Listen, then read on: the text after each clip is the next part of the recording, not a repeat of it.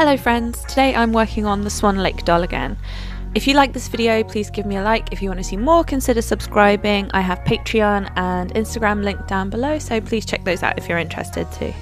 I'm going mostly through Odette's mods and her full body paint in this video. I lost a bit of footage. I've moved like 4 times and worked on her in quite a few different places, so it got a little bit confusing. I'm not going to go in order as well. I'm going to try and make it make sense. So this is where we left off in the last video. I'd finished her face up, so I'm going to go out of order and show you what I did with the rest of her head basically. I decided I wanted to completely cover the visible parts of her scalp with gems, so I fished out orange and blue toned 3mm gems and then various sizes in silver and AB colour shifting clear gems. I stuck them on her scalp using PVA glue, and I'm using a gem picker that's designed for crystal painting to pick up those gems.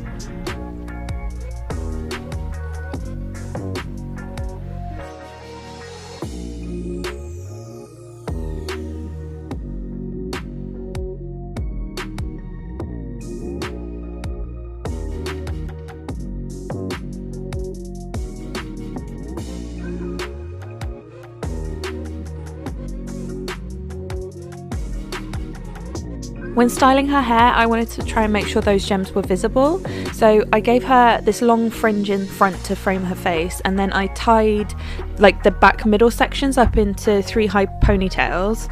This is kind of to try and look a little bit like a fin, like the frilly Siamese fighting fish fins. And then I used the rest of the front part of her hair to weave around those ponytails. Like, I really struggled with her. I had to like tape her to the desk. You can see there I put her on a cam body to kind of try and like make it easier to style. Let me know if you've got a better solution for this, because this ain't it. I was trying to use loom bands to style her hair, but as soon as I used my hairdryer to kind of like try and get her fringe to lay flatter, the loom bands just snapped from the heat. So I decided to use some super thin coloured wire instead. I think it looked better than the loom bands, because the loom bands do just look like elastics, but with the wire, because it's the same colour as her hair as well, like it's part of her colour story, I don't think it looked too bad, and because it's shiny too, I thought it kind of fit alright. I liked how the soft wave was looking when I took her hair down, but I wanted to make it look a bit more purposeful, so I used my hair straightener to heat the hair, and then I wrapped it around various sizes of like cylindrical stuff I just had around my craft room, and this gives her lots of different curl sizes. At this point I think it's looking way too tightly curled for what I wanted, because I do want her to look mermaidy, and this looks like too perfect I think for what I wanted. But it's just gonna drop out anyway and just leave that kink, which is how I wanted it. If I wanted to keep those tighter curls, I think I'd need to do a boil wash on this kind of hair.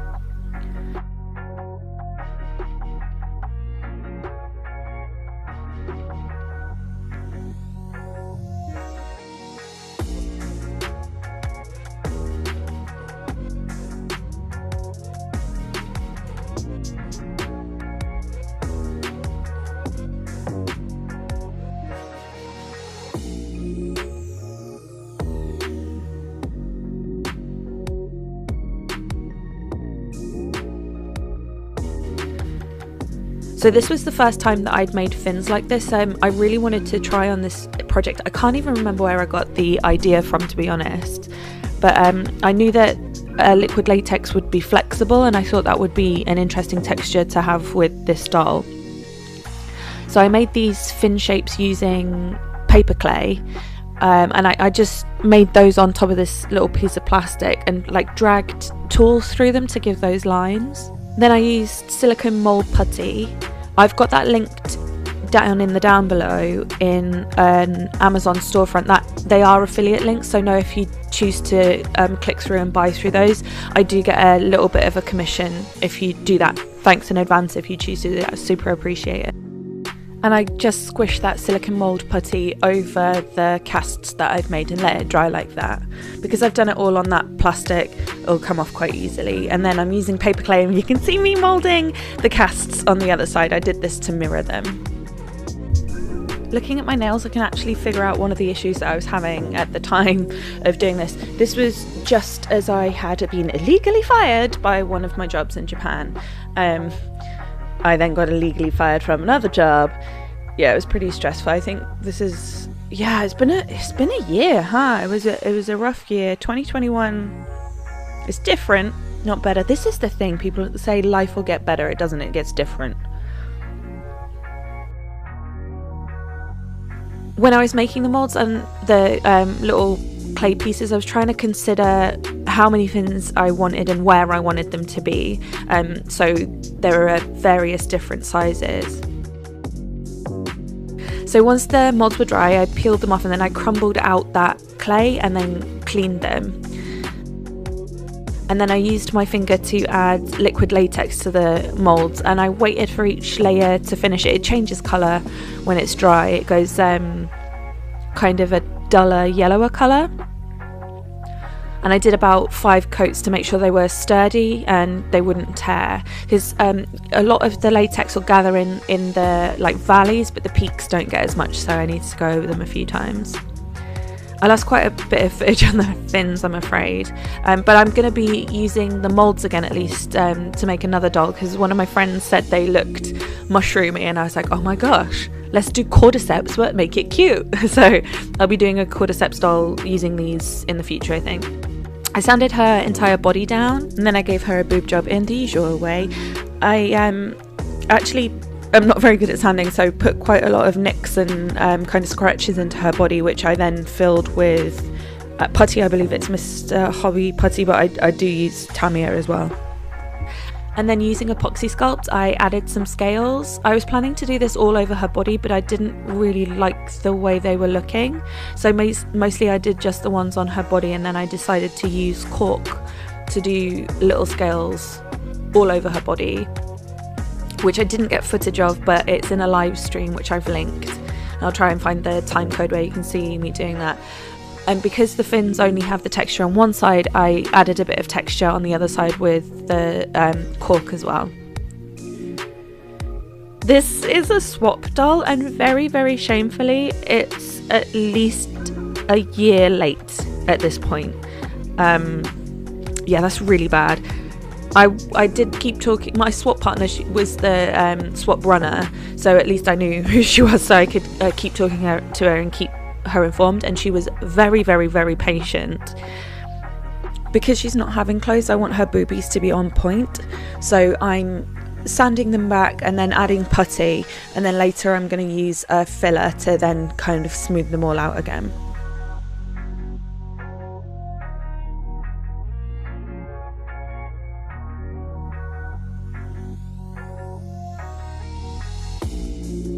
And then using contact cement, I glued those fins to her. Contact cement takes some serious time to dry, but it gives a really, really good hold. I got an amazing lot of cam dolls, and they came with the harpy wings, and I thought they were going to be really perfect solve for this build. I was struggling with the wings, so I used a craft knife to cut those off, then hand drilled some holes to feed a wire through for stability, and then using hot glue I glued those together.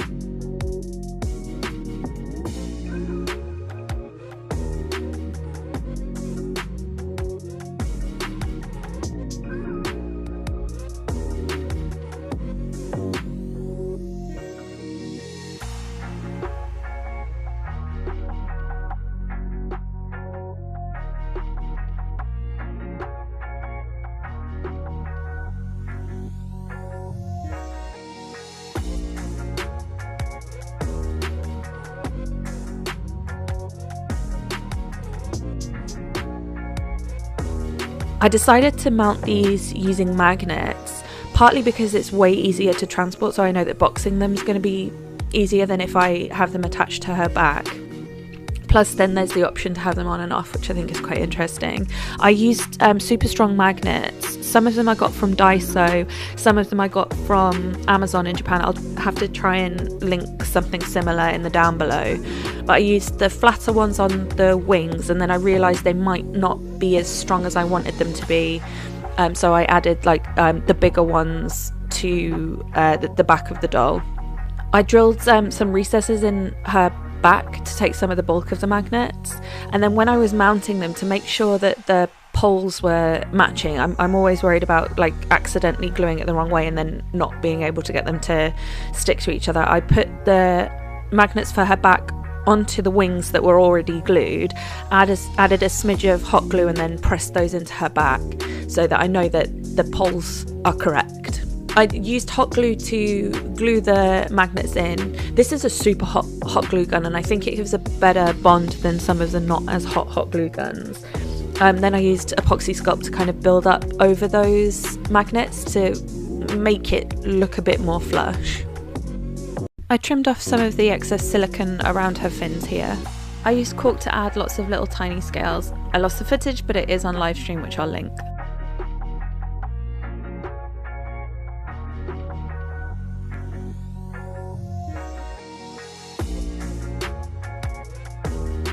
I used a filler spray putty that's meant as like a car primer over her chest. This will make the mods look more cohesive and make them look like they're part of her rather than just stuck on. This spray putty has filling properties, so like any little nicks that in her from when I was sanding her body and will be taken care of, and then also her boobs will be a lot smoother. This is sandable, so if you want to let this dry, you can then go over it and sand it again and get a smoother, like more professional looking finish. I used my airbrush and Vallejo paints to give her an all over base in white. This took literally 2 hours. This is the longest airbrush colour change I've ever done. Usually it's like 10 minutes and done, but I think it didn't help that I didn't give her a spray primer base, and I really should have, because there's so many different colours under there and some of them are really, really bright. It was somebody on Instagram that told me this, and I have since bought a white colour primer for future dolls. I got I got put off using my airbrush. Like, I was worried that the compressor wouldn't work in the UK because of the difference in voltage, but then also like other artists have been saying how they've had problems with their airbrushes, and I was like, oh my gosh, like my airbrush will be a problem too. But I forget that I've not had problems with it before, and then when I have had problems, I know how to troubleshoot them. So like, I don't know why I let that get under my skin, because it's not something that I've experienced. So I was just like believing what other people said for no reason. That like kind of blew my mind, and I have to like talk myself out of believing these things a bit more. I'm gonna put some little short videos on Instagram about this airbrush in particular, about troubleshooting it and about how to use it, because I learned quite a lot on this paint. If you decide to use any of these products, particularly the spray ones, make sure that you check the safety data sheet to make sure you're using appropriate PPE. I decided to do her blushing with the airbrush as well, which I've not done before, and again people have said that it's too difficult, and so I didn't do it. But then I always tell people to experiment, and then I'm like not doing it and believing what people say just blindly, which is, I always do this. But yeah, so I decided to do it, and I love how it turned out. I thought it looked really good. I did have a bit of spattering and I was kind of stressing about it, and then I just touched it up with a bit more white paint. I learned a lot about this airbrush. I know it's a dual action, but I didn't really know what that meant or how to use that, but I learned in this video, so I'll pop some advice on Instagram about that. So once I was happy with the blushing and I'd done that touch up with white, I edge highlighted with a bit of just white acrylic paint, and then I started to paint the fins. They are painted in acrylic as well. I was using that colour palette that I took from the Siamese fighting fish, which is very cordyceps mushroomy now looking at it. Like, she's got some cordyceps going on there. And then I gave her a lot of shimmer. I had 2 shimmers. One, I couldn't quite figure out what the shift was. I think it's pink. And then the one that I'm pretty sure I bought for this doll is a blue shimmer. So I gave her a lot of that blue shimmer. And then I added a billion gems all over her body. I've got to give Mr. Supercustoms a shout out here because we keep accidentally making really, really similar dolls. He did this super cool water elemental doll and she's absolutely amazing. You've got to check her out. But when I saw her, I was like, I'm making a mermaid also covered in gems. Please go check him out. He's linked.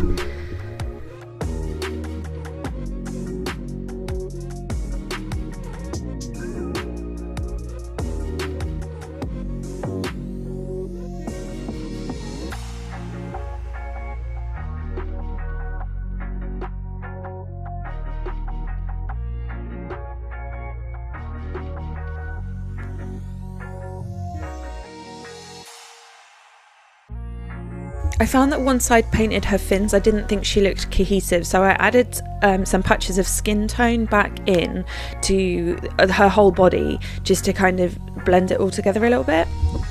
I schedule everything mostly because of ADHD and motivation issues, and I'm gonna show a bit on Instagram what I do and what helps me with motivation and stuff. I vastly underestimated the amount of time it would take to airbrush her and do the gems. I thought I would be done with this doll a lot sooner than I actually was in the end. Thank you so much for supporting me while I chop all these videos up. I think it's something that I want to do going forward. I've talked before, I'm not neurotypical and I was getting quite overwhelmed, and I think like chopping the tasks up and chopping the videos up is like really a lot better for my brain and for my mental health, so I think this is something that I'm going to be doing going forward. And then I put it back together.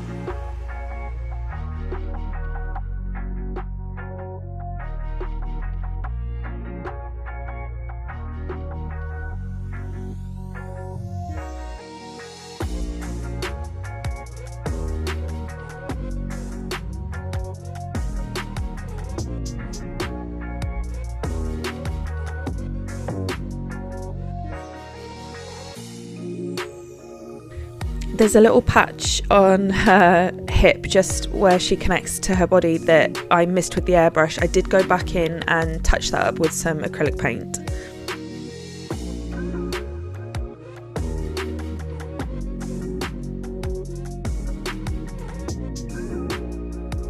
Mr. Supercustoms gave me a tip on getting heads back in without destroying the hair as well. He said put it in a couple of plastic bags and then dunk it in hot water and it'll soften the vinyl, but you don't get the hair wet or heat treat the hair basically.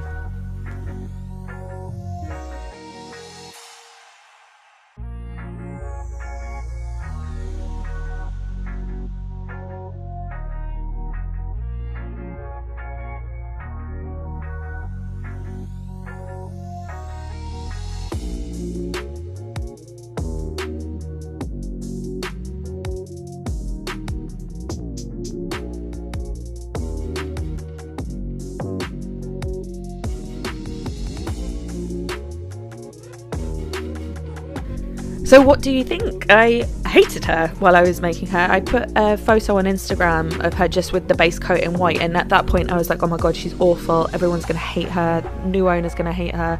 And then I got a lot of support and people saying that she was really interesting and wanting to know what was gonna come from her. And I do think she, like, all put together, I do think she's a very cohesive build, and I think she's very interesting to look at. Yeah, let me know what you think in the comments. And yeah, I finally got the photos in focus. Ta-da! Yeah, I needed to put it on manual focus. Duh. So yeah, thank you for watching. Let me know what you think of the doll. Let me know if you think it's acceptable to be an entire year late on a swap doll.